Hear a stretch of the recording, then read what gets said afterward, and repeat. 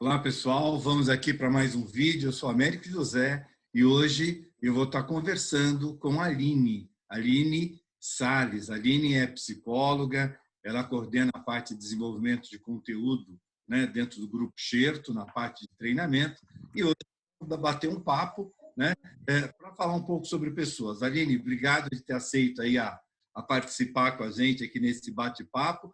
Mas antes de entrar dentro do tema, Aline, eu vou pedir para que você se apresente um pouquinho, como é que foi. Tem uma coisa que eu sou muito curioso em saber, é como é que as pessoas se apaixonam por aquilo que ela faz. E você é uma pessoa apaixonada. E eu acho bacana porque eu costumo falar o seguinte, Aline, que as pessoas fazem bem o seu trabalho quando elas são apaixonadas por aquilo que ela faz. Então, eu gostaria que você se apresentasse e falasse um pouquinho onde é que começou essa paixão sua por pessoas, como é que você foi parar nesse mundo da psicologia, né? O que te levou? Se foi pessoas que te levou para a psicologia ou a psicologia que te levou para pessoas? Muito bem, oi Américo, obrigada pelo convite. Bom, como você falou, minha formação é em psicologia, né? E como é que eu comecei nisso? Na verdade, eu falo que a psicologia é que me escolheu.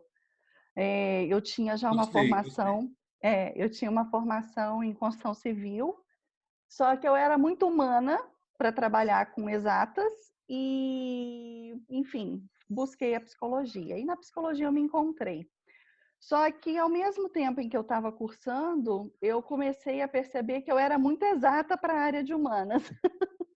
Então, foi aonde eu peguei dentro da psicologia e caí dentro da parte de organizações, de instituições. E descobri o recursos humanos, né, de uma forma mais simplista, como a gente conhece. E, a partir daí, me tornei uma apaixonada realmente pela área e enxerguei muito propósito, né? Então, eu acho que você começou aí falando a respeito do que move as pessoas, do que faz as pessoas se tornarem tão apaixonadas. Eu enxergo e eu entendo que é o propósito que a gente tem dentro daquilo que a gente faz, né? Então, quando eu entendi que dentro do RH a gente poderia ir muito além das rotinas que a gente conhece, dos subsistemas, e entregar realmente o fazer a diferença na vida do outro, em ajudar o outro a se desenvolver, a crescer em todos os sentidos, né? Não só no sentido profissional, mas no pessoal também, enquanto ser humano, isso para mim me trouxe um universo tão grande, tão maior, e poder contribuir com isso, ainda que de forma tímida, né? Porque a gente não detém realmente todo o poder e todo o saber, mas poder contribuir, ainda que de forma tímida, para o desenvolvimento do outro é algo que realmente não tem preço para mim e faz eu amar cada vez mais a minha área, enfim. E aí vim para a área de educação e dentro da Xerto, há cerca de 3 anos, eu venho trabalhando com desenvolvimento de conteúdo, com a parte de gestão do conhecimento, focados em treinamentos. Então, treinamentos abertos, treinamentos em company, agora a nossa vertente de online, né? Tanto para cursos abertos quanto para a parte em company também, e que é algo que também está me apaixonando. Esse universo digital é incrível também. Que bacana, Aline. Você sabe que a minha vida profissional, né, a gente sempre tem um monte de história para contar, né? Sem entrar no detalhe, né, como é que eu comecei tudo isso, mas eu comecei uma parte da minha vida, além de começar trabalhando como office boy, né, Uhum. meu cargo já era importante porque meu cargo era em inglês, né? Então, de cara, a primeira coisa que eu já fui fazer na vida, uma das primeiras, foi ser office boy. E eu acabei de parar dentro da área, primeiro do departamento pessoal, e depois eu acabei indo para a área de recursos humanos. E dentro da área de recursos humanos, eu fui passando por várias áreas, né? Avaliação de desempenho, cargos e salário, Uhum. benefícios, treinamento, e eu parei durante um período na área de plano de carreira, né? Que era para Certo. ajudar as pessoas a se desenvolverem, a montar um plano de carreira dentro da empresa, que ia mostrando as interdependências das áreas e o que a pessoa precisava ter de conhecimento para poder passar para um outro cargo. Mas aí Uhum. uma coisa nesse caminho que me tirou dessa área. Eu descobri que quem ganhava dinheiro era vendedor. E aí eu resolvi falar, poxa vida, eu estou aqui nessa área de recursos humanos, eu vou virar vendedor. E resolvi sair para a área comercial e trabalhar como vendedor. E no meio do caminho, acabei parando, conhecendo uma pessoa dentro desse meio do caminho, um profissional, né, da área de marketing, da área de vendas, mas que ele trabalhava muito com gente. E eu, Uhum. gostando muito da metodologia de trabalho dele, da técnica, que eu acabei entrando para desenvolver uma empresa junto com ele e começamos a ministrar cursos. Eu era assistente naquela época e, quando eu me vi, eu estava de volta dentro da área de recursos humanos, estava de volta na área de pessoas. Tanto que eu acabei, na minha formação em comunicação social, né? Eu me formei em comunicação social e acabei novamente voltando aí para essa área de treinamento, para essa área de desenvolvimento. Mas, Aline, a gente sempre fala que pessoas, né, é a coisa mais importante, que pessoas é isso. Como lidar com pessoas agora, nesse momento? Né? Nesse momento todo que nós estamos passando aí, com esse vírus, com essa crise toda, como é que a gente lida com isso e como é que as pessoas que trabalham, né, dentro das empresas, ou mesmo dentro da nossa empresa, né, ou como é que lida com as pessoas nesse É momento? interessante que antes da gente pensar no outro, pode parecer egoísta o que eu vou dizer, a gente primeiro precisa olhar para a gente. Então, a gente primeiro precisa pensar na gente. Então, antes de eu pensar nesse outro, de eu entender como que a gente vai lidar, em termos mesmo de organização de empresa, eu preciso entender como é que eu estou no meio disso tudo. Então, fazer um exercício de olhar para mim é extremamente importante, porque à medida em que eu entendo o que está acontecendo comigo, aonde eu consigo tomar conta, literalmente, das minhas emoções, então, além de entender aquilo que eu estou sentindo, eu vou nomeando aquilo e, consequentemente, eu vou lidando melhor. Não importa se o que eu estou sentindo é positivo ou se o que eu estou sentindo é negativo. O que importa, na verdade, nesse momento, é eu identificar e à medida em que eu vou identificando essas emoções, óbvio que eu vou me apoderando realmente delas e eu passo a dominar as minhas emoções e eu não deixo as minhas emoções me dominarem. Dito isso, então eu consigo olhar para esse outro. Então, todas as empresas, todas as pessoas que fazem gestão de pessoas, não importa, né, se são da área de RH ou não, porque a gente também precisa ter clareza de que quem faz a gestão de pessoas é o gestor da pessoa e não o RH em si. O RH ela é uma área que ajuda com diversos subsistemas a dar suporte a essa gestão de pessoas, né? Mas o gestor de pessoas é, dentro de uma hierarquia, aquele que tem pessoas ali abaixo dele, enfim, que compõe a sua equipe. Então, ele precisa sim dar esse suporte para a equipe nesse momento. Então, uma das primeiras coisas que a gente entende que precisa ser trabalhado, Américo, é primeiro a empatia, porque cada um reage de uma forma diferente, principalmente a essas situações de crise, a momentos de tensão. Então, tem aqueles que são extremamente otimistas, né? A gente também tem aqueles que vão para um outro extremo, que são extremamente pessimistas, né? E a gente tem pessoas que estão ali flutuando entre esses dois extremos, pessoas que realmente ainda não se identificaram com a realidade e que estão numa fase de negação, né? E que é comum, também faz parte, enfim. Então, assim, a empatia para que eu consiga perceber no outro como é que ele está lidando com isso é o primeiro ponto. Né? Um outro ponto é, a partir do momento em que eu percebo o que, que eu posso oferecer enquanto empresa para que esse outro passe por esse momento da melhor forma possível. Então, né, oferecer uma ajuda psicológica pode ser um caminho, né? Chamar para conversas de formas pontuais, ou seja, individualizadas, além das reuniões que muitas das empresas estão aí realizando, que são reuniões coletivas, onde o gestor ele coloca ali todo o time, envolve o time dentro ali dos afazeres, enfim, né, para poder chegar no objetivo que precisam, trabalhar isso de forma individual também é muito importante. Então, se aproximar das pessoas nesse momento e tratá-las na sua individualidade, eu acho que é o grande trunfo aí para se fazer uma boa gestão de crise junto às pessoas na atualidade. Isso é bem interessante, né, Aline? Porque você falou uma coisa no início que eu acho que nem sempre é claro, né? Porque o gestor de pessoas é o gestor da pessoa, é o gestor daquela equipe. Não existe uma coisa de falar assim, ah, não, porque o RH cuida de pessoas e como se eu estivesse transferindo, olha, fulano não está bem, vai para o RH e resolva teu problema lá. Não, o problema é dentro da sua própria área e cada gestor deve, então, pegar a sua equipe e você falou uma coisa interessante, que é empatia, né? Quer dizer, que é se colocar no lugar do outro, quer dizer, calçar o sapato da outra pessoa para entender aonde aperta, né? Onde aperta o seu pé, onde tem uma pedrinha ali incomodando. Quer dizer, se eu não fizer isso e olhar as coisas pelo meu mundo, eu de repente eu posso me enganar muito em relação às pessoas. Eu gostei muito dessa colocação, que cada gestor deve olhar para as pessoas. Agora, quando eu olho, por exemplo, e fico imaginando o seguinte, nesse momento, como é que a gente pode fazer com que as pessoas fiquem produtivas? Porque a gente está falando o seguinte, nós somos todos para home office, né? E quando você vai para home office, acho que você tem algumas fases. Algumas pessoas falam o seguinte, né? Poxa, eu tenho trabalhado mais em casa do que eu trabalho normalmente dentro da empresa.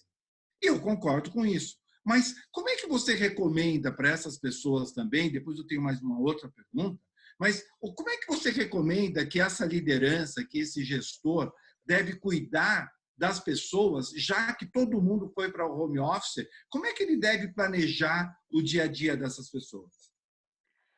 Bom, primeiro que a gente tem que ter claro o seguinte, né, que a questão da motivação, de como é que a gente, você falou da questão da produtividade, de como é que a gente mantém Isso. isso em home office, antes de mais nada, todo colaborador, todo profissional, ele primeiro precisa ter clareza do seu papel e da importância dele ali dentro daquela organização.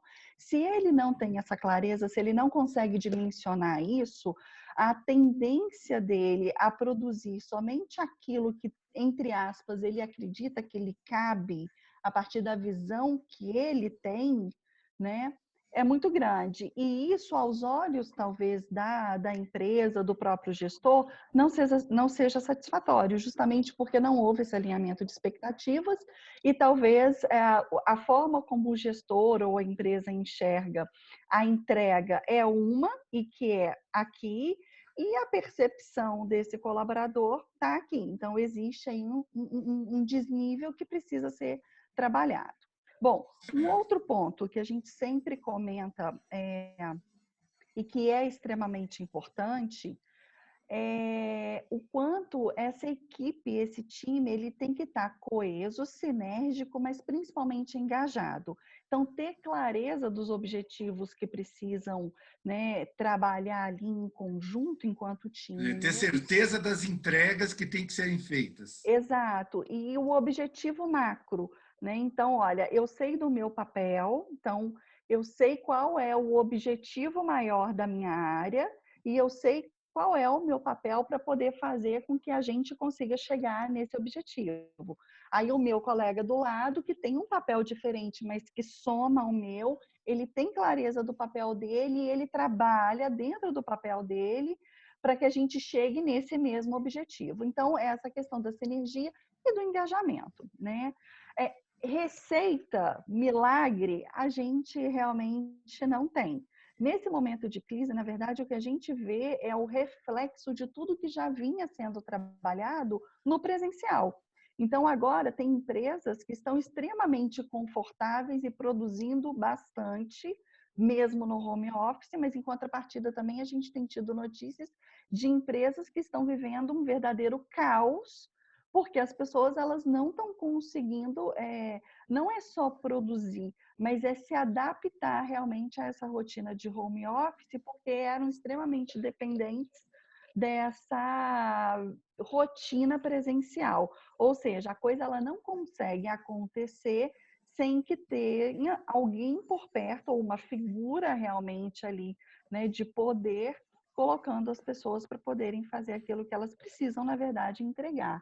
Então, são duas realidades muito diferentes, né? E aí a gente vai também entrando nessa questão, por exemplo, Américo, do quanto as pessoas elas têm uma capacidade de se autogerir, porque home office é isso. né? Eu não tenho aqui hoje uma figura que me cobre Sim, presencialmente sim, a minha sim. entrega. Então, eu preciso me autogerenciar e preciso ter essa clareza. E se eu estou engajada com todo esse propósito, então a minha entrega ela vai ser natural. Talvez num Uhum, uhum. ritmo diferente, justamente pelas pessoas estarem se adaptando, né? Ou talvez em velocidades diferentes, e enfim, cada um vai ajustar também a sua vela de acordo com o sopro do vento, né? Mas a gente percebe que são esses os fatores, né? É a Uhum. questão do engajamento, é a questão da autogestão, dessa autoliderança que as pessoas precisam desenvolver, e aquelas que já têm, estão tendo mais facilidade, né? E o objetivo comum, a clareza de objetivo, tanto do seu papel profissional quanto o objetivo comum aí da área, da empresa, enfim, da onde se quer chegar, do que precisa ser feito e como eu vou contribuir com o meu papel para que a gente consiga aí atingir esse objetivo. Legal, bacana, bacana. Quer dizer, então, a partir desse momento que eu começo a olhar para esse trabalho do home office, eu começo a ter, então, a questão do planejamento, a questão de demanda, daquilo que vai realmente tem que ser entregue, entender essa mudança de caminho, né? Entender essa mudança de caminho, entender que nós estamos saindo de um mundo físico para o mundo digital, aquele mundo tato, de abraço, para um mundo de câmera, um mundo de comportamento, quer dizer, que nós temos que nos reinventar também em algumas coisas, né, para reaprender. Eu acho que o momento que você tá falando, eu acho que a gente quando vem para um home office, a gente tem que usar aquela colocação de Alvin Toffler, né, que ele fala assim que o analfabeto do século XXI não é aquele que não sabe ler e escrever, mas é aquele que não sabe aprender, desaprender e aprender novamente. Então, quer dizer, quando eu venho para o home office, eu tenho que entender que eu tenho que desaprender algumas coisas para aprender novas coisas. Eu tenho que mudar a forma de visão do que eu tenho, né, de um determinado trabalho e pensar como eu vou fazer esse trabalho, como eu vou transformar esse trabalho, né? Quer dizer, como é que eu entrego esse trabalho agora dentro de um outro mundo, dentro de uma outra necessidade. Agora, Aline, quando a gente fala, a gente olha muito e a gente pensa muito na questão nós falamos primeiro, né, sobre a importância da pessoa, sobre a questão da liderança, de gestão. Depois nós entramos num assunto que é a pessoa trabalhando em home office, né? Agora eu queria fazer essa terceira pergunta que fala o seguinte: dentro da sua visão agora, como psicóloga, como uma pessoa que trabalha com gente, como tem que ser a minha preparação como pessoa para conviver comigo no home office? Né? Não só para conviver, mas como é que eu atravesso essa crise? Né? Como é que eu atravesso esse período todo, né, para não permitir que a ansiedade acabe comigo? Né? Porque a ansiedade, nós sabemos disso, a ansiedade é aquela coisa que muitas vezes ela faz acabar com o teu dia e quando você percebe, você não fez absolutamente nada, estava cheio de expectativa de fazer um monte de coisa e acabou não fazendo absolutamente nada e o dia passou, né? E aí vem a pergunta: como é que eu lido com isso? Né? Eu muitas vezes estou sozinho, né? Que essa coisa do isolamento social, eu moro só, vamos supor, eu moro sozinho, eu estou sozinho, ou estou eu a minha esposa, ou estou eu minha esposa, meu filho, né? Como é que a gente faz para conviver, né, nesses dias de hoje? Aí você trouxe muita questão da ansiedade, né? Mas a gente também tem uma outra questão, que é a questão da depressão, e que é tão Sim, sim, que grave, tão acaba. séria, que é tão grave e tão séria quanto a ansiedade. Então, o que Sim, sim. acontece? O primeiro passo, né, como eu já tinha comentado lá atrás, primeiro eu olhar para mim, de fato, e reconhecer esse meu sentimento, o que eu estou sentindo, enfim, e nominar isso. Então, todas as vezes que eu nomeio, e quando eu falo nominar, é realmente falar alto, olha, eu estou feliz, eu estou com medo, eu estou ansioso. Por quê? Porque isso realmente me dá o domínio desse sentimento. Então, eu passo a dominá-lo e não deixo que ele me domine. Lógico que aqui a gente não vai estar tratando de patologias. Então, quando eu falo de uma ansiedade, é aquela ansiedade que me dá uma acelerada no coração. Eu sei que de repente eu tenho que fazer uma entrega, mas eu estou travada, não estou conseguindo ser criativo. Enfim, né? O que pode acontecer? Vem essa questão do tipo, eu tenho N coisas para fazer e às vezes eu não sei por onde que eu começo. Então, isso me trava, me paralisa, né? A partir do momento em que eu consigo organizar todos esses sentimentos, eu já consigo estabelecer aí um ponto de partida, que é o quê? É eu dominando esses sentimentos. O mesmo vale para essa questão de me deixar um pouco mais deprimido. De novo, a gente não está tratando aqui de uma patologia, de uma depressão Sim, grave. Se sim. você tem uma depressão grave ou se você tem uma ansiedade, você precisa, na verdade, de uma ajuda psiquiátrica, é médico mesmo, aliado à terapia, tá? Não é o caso aqui. Mas se eu estou percebendo que eu estou ficando mais desanimado, eu estou me sentindo desmotivado, ai, tem dia, olha, a minha rotina era quando eu trabalhava, ia para um escritório, por exemplo, eu acordava às 6 da manhã, fazia um exercício, 7 horas eu já estava, enfim, pronto, né? Tomava meu café, tomava meu banho, me arrumava, 8 horas, 9 horas eu já estava no escritório. E dentro do home office eu percebo que dá 9h30 eu ainda estou na cama, então peraí, eu preciso resgatar essa rotina. Ah, mas da onde que eu vou tirar a vontade disso? Muito simples. Finge que você vai para o escritório. Então, manter uma rotina de trabalho em home office significa que você tem que manter o que você faria normalmente se você tivesse que ir para o seu escritório, para o seu ambiente de trabalho, se você tivesse que ir para uma reunião, enfim, não importa, né? Então, assim, essa questão da rotina, América, ela é extremamente importante. Por mais que a gente esteja em casa, é não trabalhar de pijama, é se arrumar, você vê, olha, não é porque a gente está aqui gravando, a minha rotina tem sido essa. Eu me maquio, eu arrumo realmente todo o meu ambiente aqui, que eu vou trabalhar como se fosse a mesa do meu escritório, porque é o meu escritório hoje. Então, a gente não muda a nossa rotina nesse sentido. E isso faz com que a gente realmente se sinta energizado para poder produzir. Né? Então, Que em bacana, linhas que bacana. gerais, o que a gente pode trazer é isso. Agora, se percebe que a coisa está se agravando, seja para ansiedade ou seja para a depressão, aí a gente aconselha realmente a buscar ajuda médica. Estamos chegando ao final. Eu quero realmente agradecer esse nosso bate-papo, foi muito bacana. Eu espero, né, que nós possamos voltar aqui, né, a conversar um pouco mais, a trazer um pouco mais de informações, porque acho que esse momento, uma das coisas que nós precisamos muito são de informações e pessoas que nos motivem, pessoas que nos joguem para cima e mostrem que tudo isso que nós estamos passando, né, em determinado momento isso vai acabar e que é importante é nós nos fortificarmos para tudo isso. Então, muito obrigado e até um próximo encontro nosso. Obrigada, América. Eu que agradeço. Passou muito rápido e eu estou à disposição. Sempre que precisar é só chamar. Obrigada.